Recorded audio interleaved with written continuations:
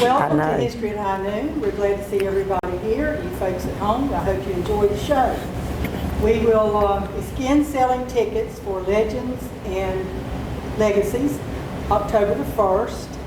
We'll be glad you can buy them up here, or you can give me a call at 381-1135 for tickets for that event. We will offer them to some folks earlier than that, maybe. We'll see. Anyway, today our guest is somebody everybody knows, but I was told I have to do an introduction. Please. Hold on. She worked 7 years at JCPenney's. She ran a local business and came to work in Douglas for the city with establishing a Main Street program in Douglas. She implemented tourism programs, which was not usual in rural Georgia.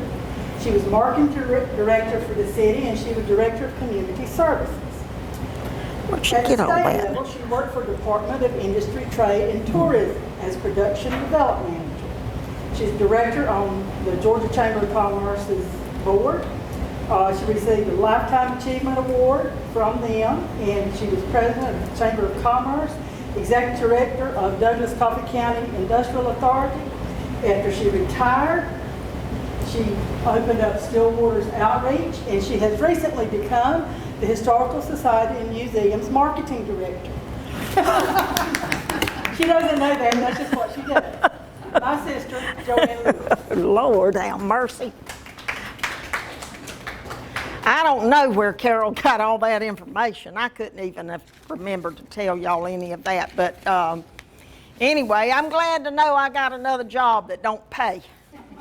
Carol did call and ask me to help develop a flyer for the Lanterns and Legacies, and I enjoy that so much each year.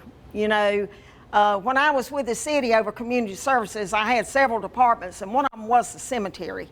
And I just really learned so much about the history of our community through that cemetery. And then before my husband died, we'd take off on a weekend and go on a trip, and we'd see an old cemetery and stop, because no matter where you are, you learn about history if you'll go and look at the graves and the dates and what's happened there. But anyway, what Carol asked me to talk about today, I told her when I came in, I'm not going to do what you told me to, because there's just not enough time. She wanted me to talk about the National Register Historic Districts in Coffee County, and they're all in Douglas, and there's 4 of them.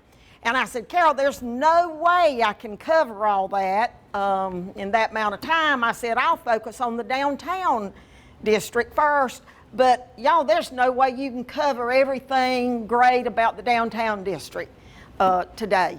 So really, I'm gonna just take you through 2 blocks, because there's so much there. And I do have a passion for downtown.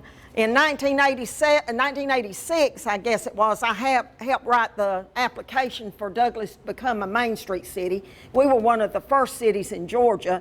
And then they talked me into applying for the job and going to work with Main Street. And I said, I don't want to do that. And then I said, well, why not? You know, so I did. And I loved it, and I learned so much about the local economy and how it's powered by downtown, and how important it is for us to maintain the business integrity of downtown for the entire community. Because if your heart stops beating, so does your community. And you can go through town after town and see where they've boarded up windows and there's no life in town, and you will also see a decline in their economy and their business, because it all has to stem back to the heart, and that is in the downtown areas. Now, before I talk a little bit about the district, I thought I needed to remind us about Douglas. And I'm not a person that likes to read, but you know, when you're my age at 68, you better have some notes, because you'd be told to lie about something and not even meant to. I'll make a comment on that. I ramble too much, but one of my best friends is Mel McCraney, and we're always trying to figure out who's connected to who and how they're connected. And we'd been talking about this person for a while, trying to figure out what their family was and who they married, and we finally figured it out. And it was late that night. She said, "JoAnne, we were wrong. They were not married. They're first cousins." So, you know, you better have 2 or 3 people together brainstorming when you get old to make sure you get your facts straight. But I did make some notes this morning. The town of Douglas was established in 1858. You know, we're really not that old. But in Coffee County came in 1854, just a few years earlier. But, you know, at that time, the only thing that was here was a small frame courthouse, a hotel, a couple of stores, a few houses. And did you know then a petition was passed around, and it was to move the courthouse out of Douglas to Pearson because Pearson was a thriving community. You hear me? Okay. So that really got the attention of people here, and they stepped up to the plate and said, "Oh no, we're not going to let that happen." So in 1888, Benajah Peterson joined with some other community leaders, and they got things going. We got a new courthouse built in 1899. Some new churches were built, new commercial buildings, residential areas, a new school, a sawmill, a turpentine steel, a cotton gin. The 1890s was happening, and it saved our town. I mean, they were fixing to move the courthouse center to Pearson instead of Douglas. But volunteers, leaders, not elected officials, got together and made a change. During the 1920s and 30s, Douglas became one of the tobacco market, became the first tobacco market in the state of Georgia. Well, let me give you a little insight on that. The state of Georgia is always looking at ways to boost the economy of our great state.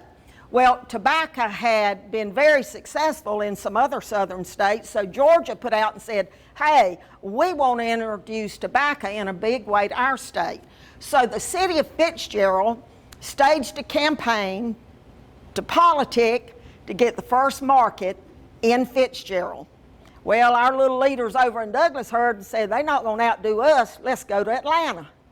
So they loaded up and they went to Atlanta. So it was kind of a political war. Who was going to get the first tobacco market?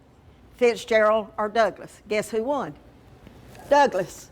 It's called leadership.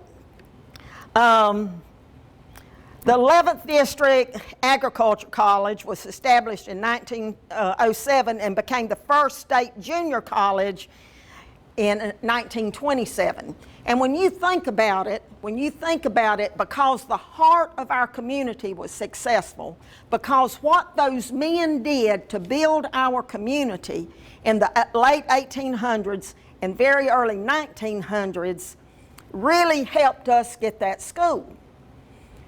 And it's the oldest 2-year college in the state of Georgia. It's been here a long time.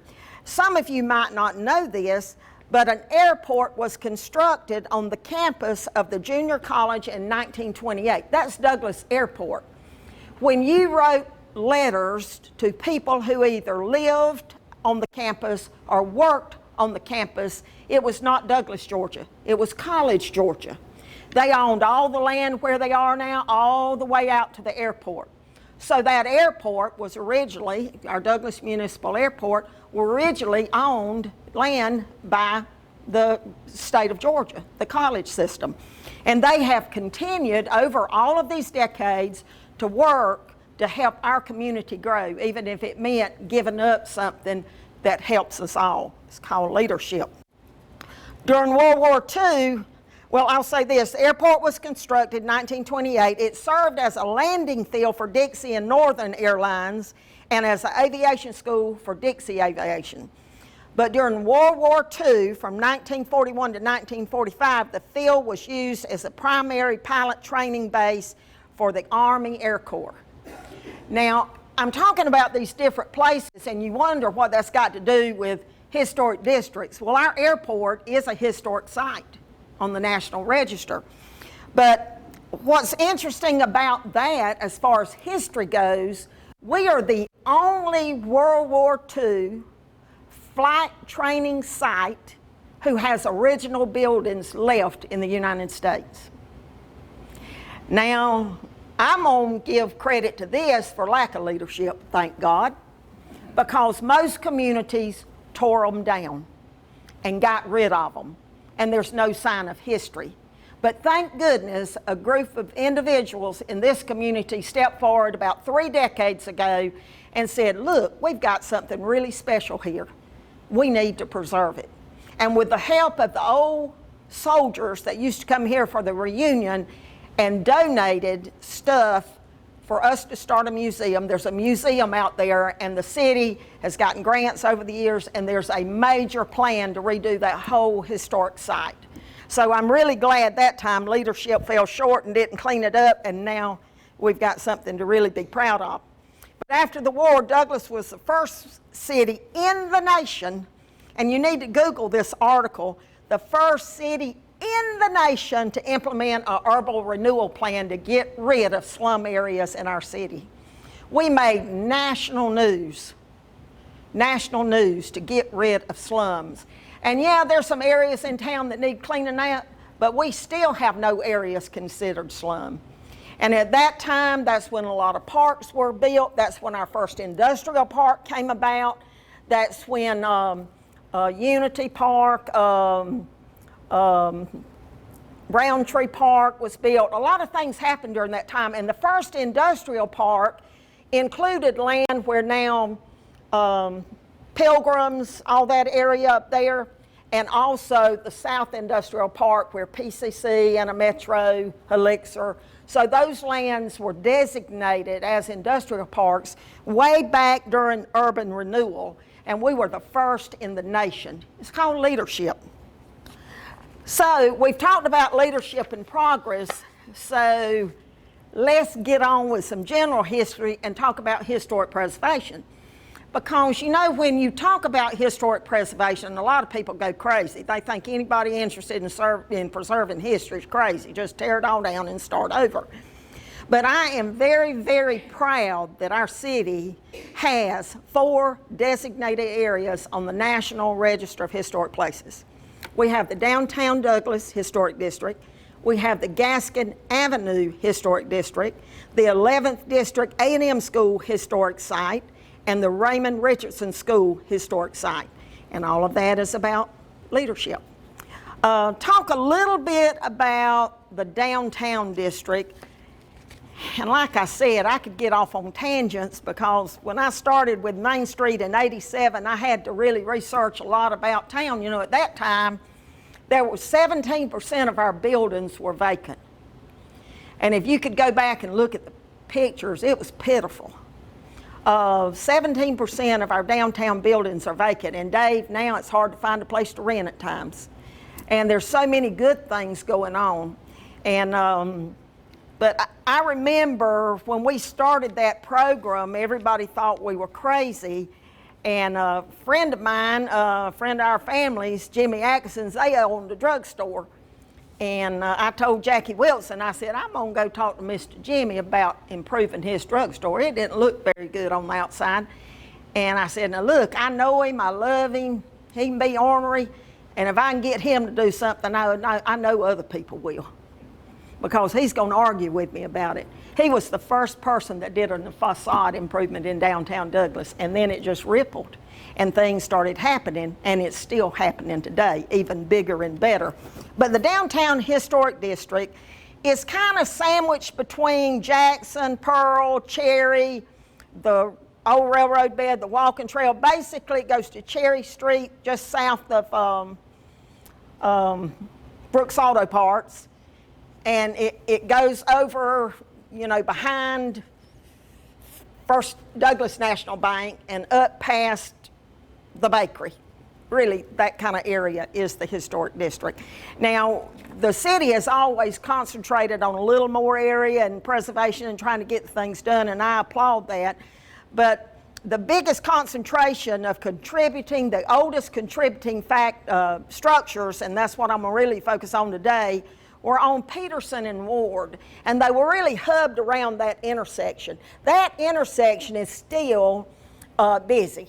It's the second highest traffic count in the city of Douglas, only next to the one down by Walmart. So, and you ask, I know I get on tangents, you ask, why is it still so busy? I don't know if you go to Waycross very much, but used to, when you went to Waycross, you went through downtown Waycross and you went on out of town, and then they put the bypass, and I don't know if you know what happened to Waycross, but it really, downtown Waycross fell apart. Nothing happened. So when the state of Georgia was really pushing 441 4-lane, and we were all for it, but we said, we got 441 already 4-laned in downtown Douglas, and 32 was not at that time, but we talked them into 4-lane and 32, so we had 4-lane connectivity right in downtown. And instead of bypassing our town with the major highways, we encouraged the state of Georgia to use bypass roads or perimeter roads. And there may be more now, but about 6 years ago, we were one of 6 cities in the state of Georgia that had completely designated perimeter roads. Now ours takes a little detour, but 206 can take truck traffic or whoever around town. And now we have 2 overpasses. So leadership had the foresight to say, ooh, if we take people out of our town, our heart's gonna suffer. And what happens when our heart suffers? Our community suffers. Anyway,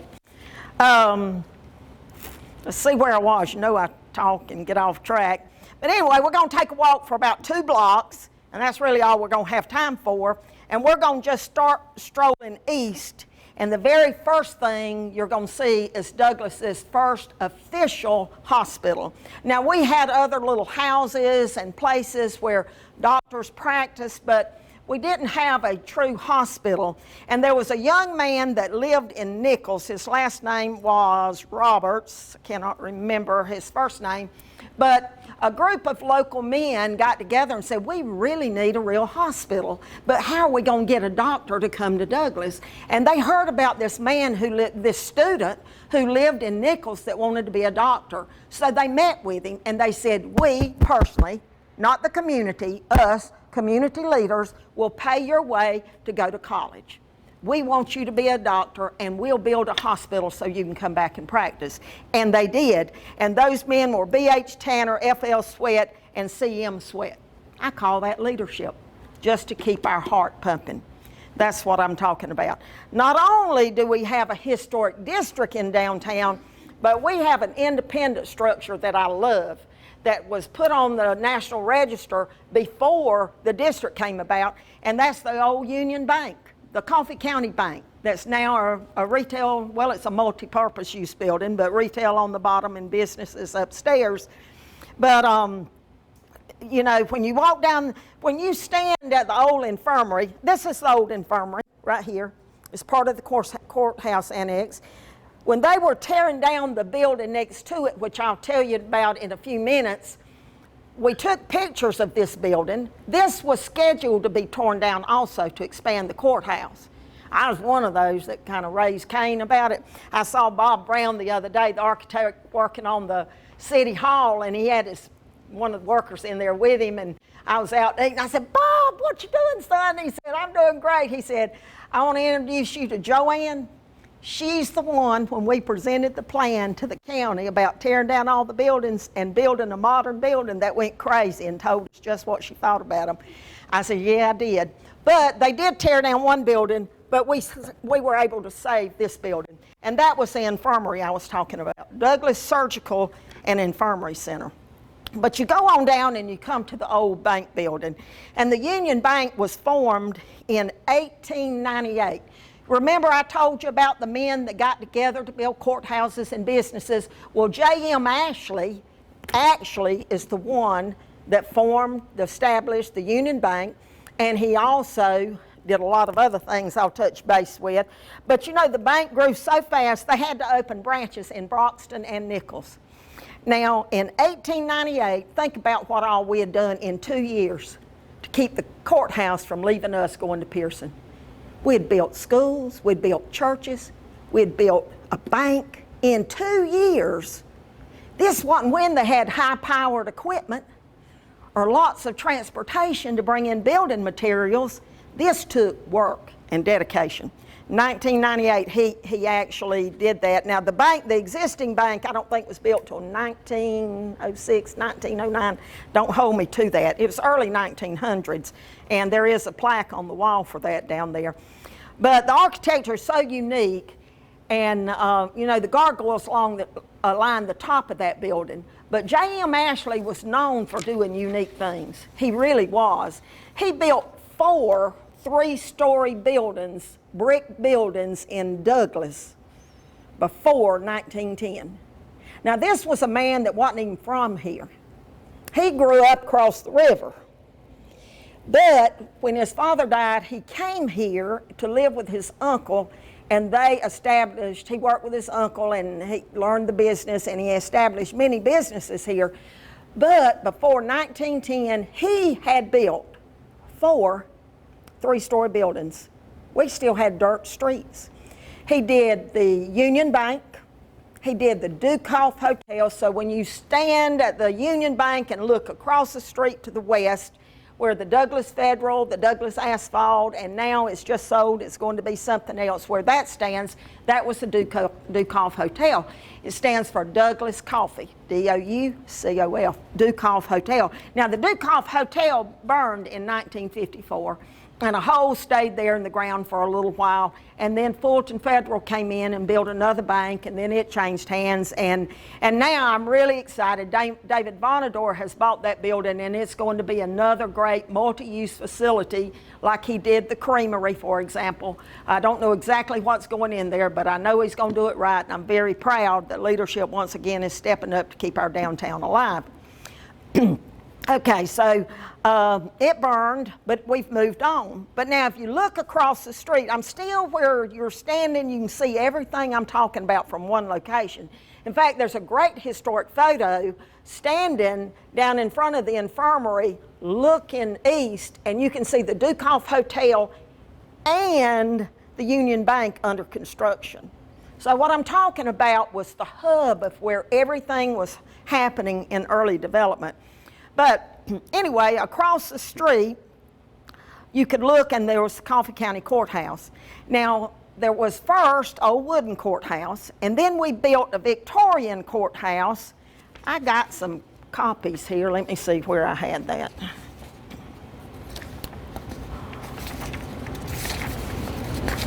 These are actually of, this is actually the picture I was telling you about. There's 2 different ones, and there's several that I can pass around. This is of the depot. There's like 5 copies, so y'all just kind of scatter them around. I'll take one across the room over here, and we'll talk about those at the end so I can explain more. But anyway, we built a courthouse in 1899, and it's pictured on there. It was a beautiful Victorian courthouse. Now that courthouse burned in 1938, and another courthouse was built, which is the one we see today facing Peterson. It was built in 1940. So that courthouse, the Victorian, was placed with then a modern building in 1940. But the interesting thing I want to tell you about that courthouse, the most amazing thing to me, I told you they were doing renovation of the old courthouse, and we lost one of the buildings Mr. Ashley built. I told you he built for the Dukoff. He built his wife a home on Gaskin Avenue, and you say it's not 3-story, but there is a 3rd floor, but it's attic that you can walk around in fully. And then he built the building that was 3-story that stood on Tanner Street.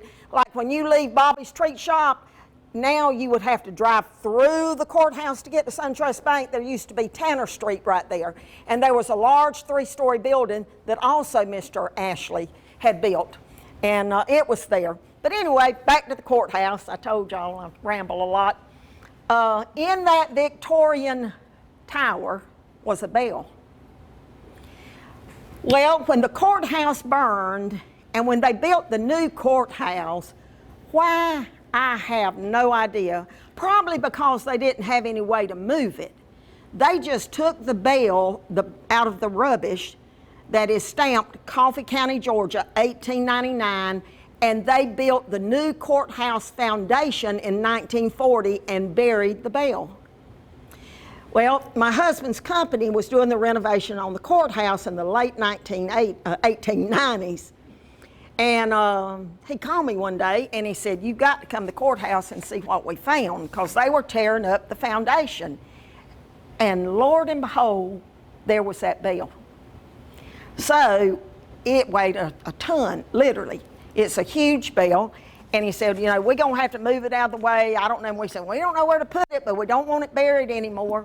So I called Carlton Evans and I said, "Have you got anywhere over at the jail we could throw this bell?"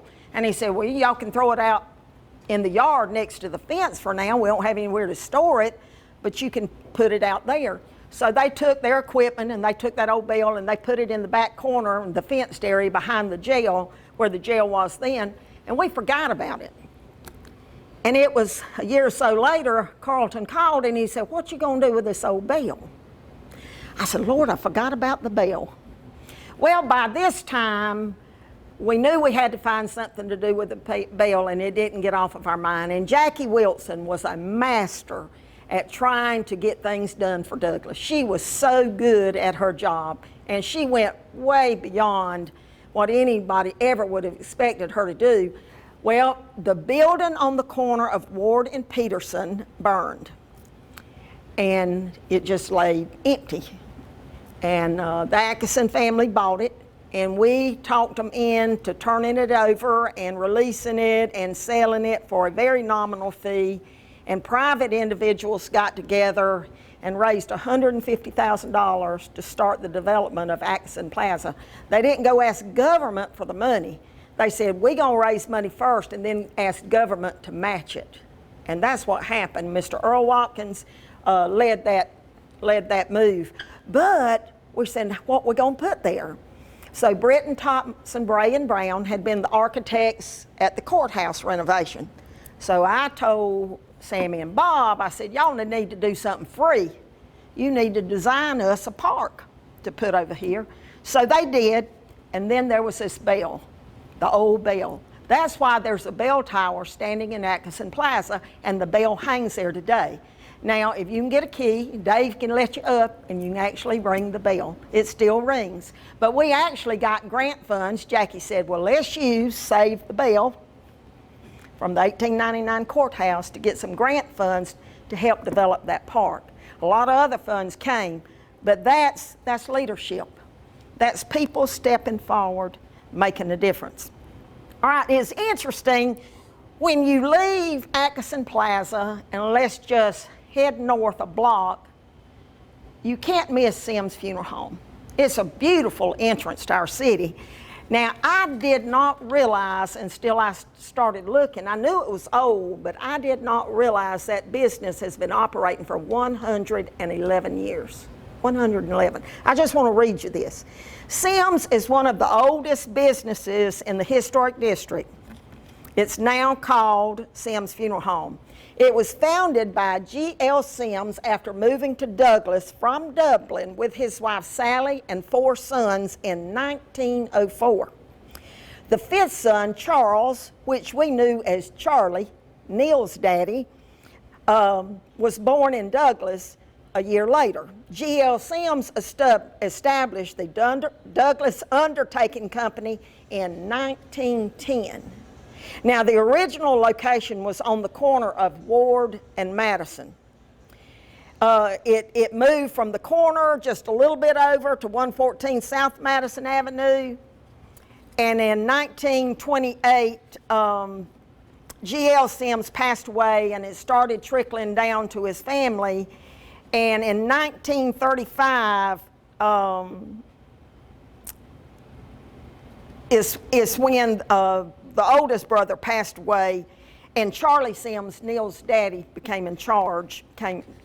He was in charge of the business at that time.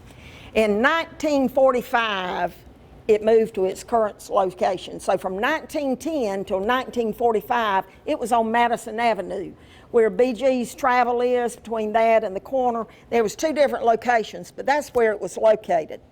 And now it's been in its current location since then. Now, the house was built in 1906. It was the Peterson home, and later was the Stapleton boarding house. But in 1960, Neil Sims became the third generation to head up that business. In 1984, Chuck came on board as the fourth generation. And in 2013, Charlie joined them as the fifth generation. I don't think we've got another fifth generation business. The closest one to it would be Hannah's, I would think. That would be, and I think they're fourth. I might be wrong. I apologize if I am. I tried to think back to Moe's and all the Hannah, Joe, and all the Hannahs coming to town, which is another great story. But anyway, so 111 years Sims Funeral Home has been operating. It may have changed names, but it's the same family continually operating. Y'all, that's a long time. That's a long time. Let's circle back around from Sims to where we started today. And it's here at Heritage Station Museum. The train depot was originally built in 1905 by the Wadley and Mount Vernon Railroad. The Georgia-Florida Railroad made its presence in Douglas in 1907, and it was one of our biggest employers back then. Y'all, railroads is what caused growth. You know, before the railroads, it was all about river travel.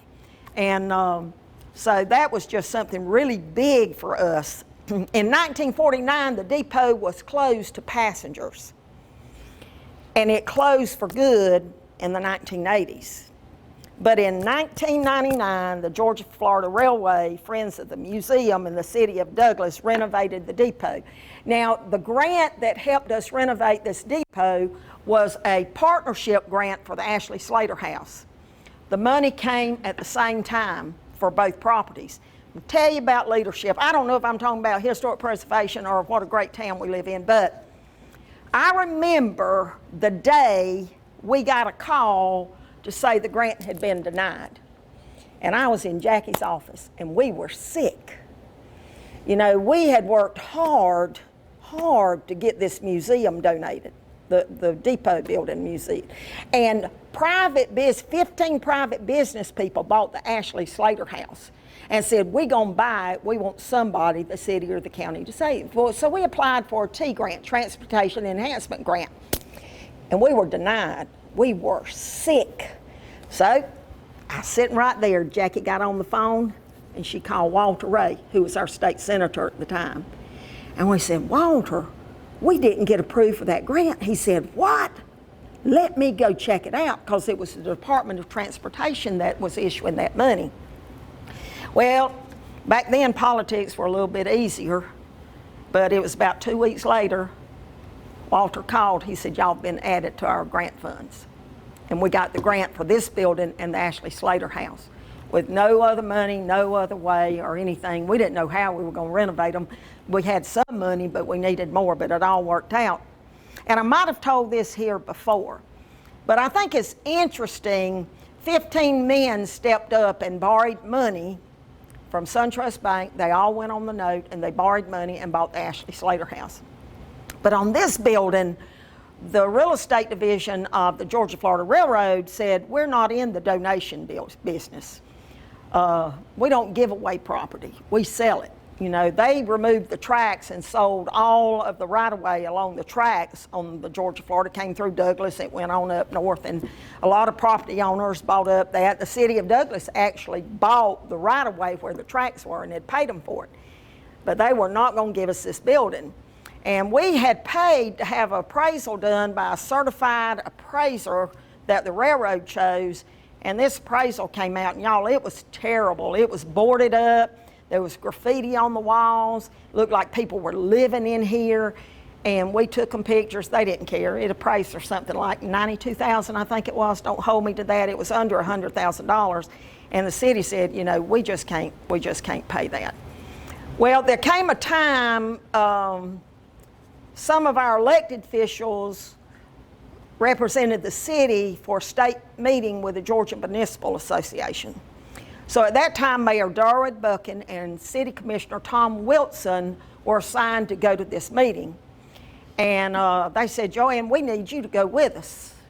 And because there was something on topic they were discussing, had something to do with tourism or something I was involved in, and said, you can drive and you can go with us. I said, okay. So we got to Rome, Georgia for the meeting and found out one of the things on the program was a toga party. and at a museum. Well, I went out and bought some sheets, didn't tell them, and some safety pins, and I made them men. I say old men, they were younger than me then, but I made them let me pin them all up and get them toted up, and we went to this party, and we were one of only a few that dressed up, but we went, and they were happy to do it. But guess where it was? It was in an old depot that had been restored. And both of them said, I don't care what we have to do, we got to get that depot, and we got to have a museum. So we came back to Douglas. I said, all right, we'll work on it. So I started calling the railroad real estate division every single week. I can't remember the man's name. You'd think I'd never forget it. But and he kept telling me, we don't do this, we don't do this, and I kept sending him all these pictures, and this went on for months. So one day, my weekly call, I called, and he just dreaded it. Back then, we couldn't text or anything, or I would have drove him crazy. But I called to talk with him, and they said, he's out today. And I said, well, I really need to talk to him. When will he be back? And they said, well, who's calling? Is this personal? I said, well, yes, it is. I'm an old friend from high school. I know it's not good to lie, but I just said it before I really thought. And I said, I'm in town, and I want to surprise him. And they said, well, it's funny you ask. We're having a surprise birthday party for him in the morning at 7 o'clock before work here at Norfolk Southern headquarters. I said, great, can I come? They said, yes, we'll have you a pass at the door. It's a tall, old building down by Underground Atlanta. So I told Jackie, I said, Jackie, I got to have a city car. I'm going to a birthday party in Atlanta. And she said, you're doing what? I told her what had happened. She said, Lord, just go and don't tell me anything else till you get back. I said, okay. So I showed up, and I got in, and I'd never met the man. I didn't know what he looked like. I got into the party, and everybody started going to their desk and leaving and going to work, and I'm just hanging around. And he said, can I help you? I said, yes. I'm JoAnne for Douglas. He said, oh, my Lord. He said, how did you get in this party? I said, look, we want the depot. He said, come in my office and let's talk. And I promise you, I went in his office, and his desk, I know why the man was not very nice part of the time. His desk was full of manila folders, just stacked. And he said, we've got real estate everywhere that we're trying to sell. And really, I hadn't had time to deal with you.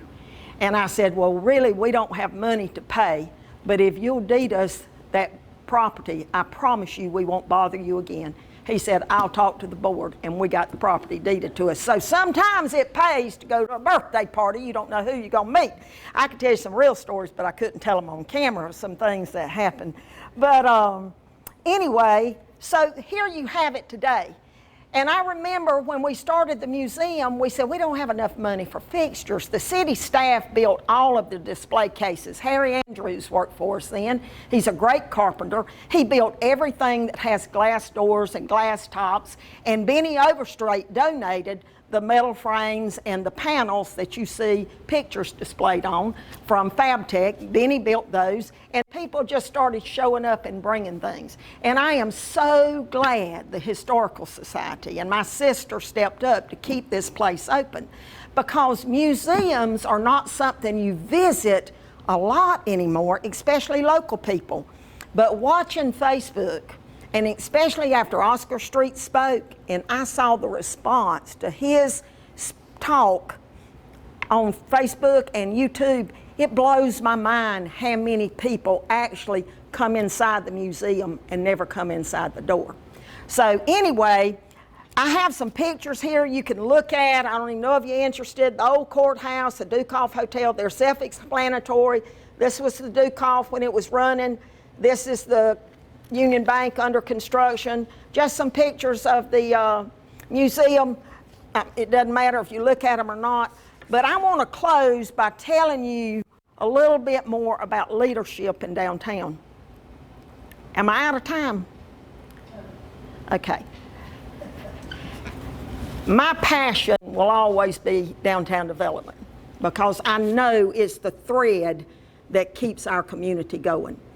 And I remember trying to work Main Street, not knowing anything it was about. There was like 5 of us in the state of Georgia, And we were all trying to figure out, from a national guidance standpoint, what to do with downtowns to keep them alive. But I remember, y'all remember when Belk's closed? Remember when B.C. Moore's left? Allied shut down? Oh my gosh, people were going crazy. Oh, what are we going to do? Our town's going to fall apart. What's going to happen? We got people come. Walmart open, nobody will ever be the same. Kmart come, we'll never survive it. Yes, we will. Progress is going to come, or failure will come before it. True leaders don't look at what we got today and think that's the best we can be. True leaders look at what we have today and how we can build on it.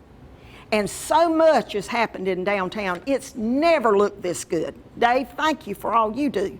It's never looked this good. There's never been so many things going on. We've never had so many restaurants to choose to eat at. You know, there's a lot of good things going on.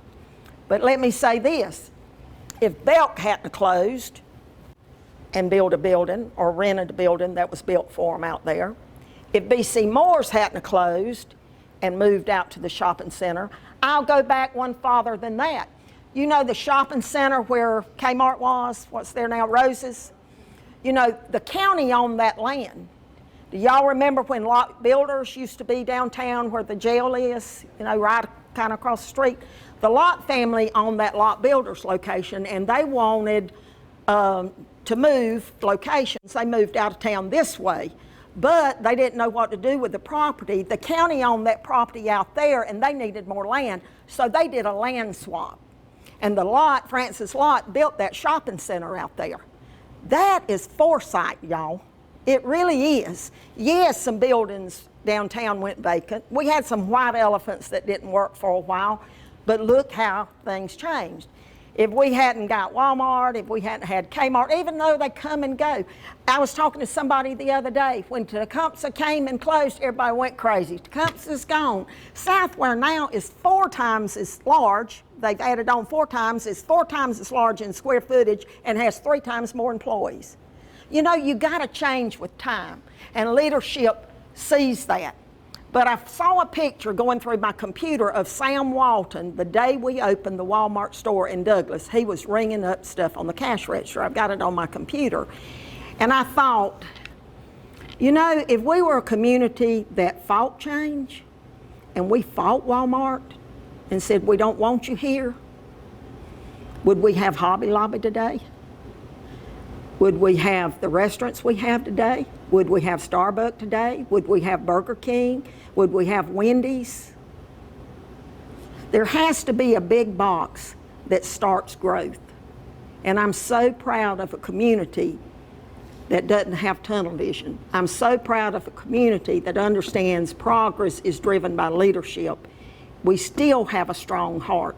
And I'd love to come back later and talk to y'all about more downtown or the other districts, but I know we're out of town. I know I ramble too much, so somebody can do a lot better job than me. But thank y'all for letting me be here today. Thank you.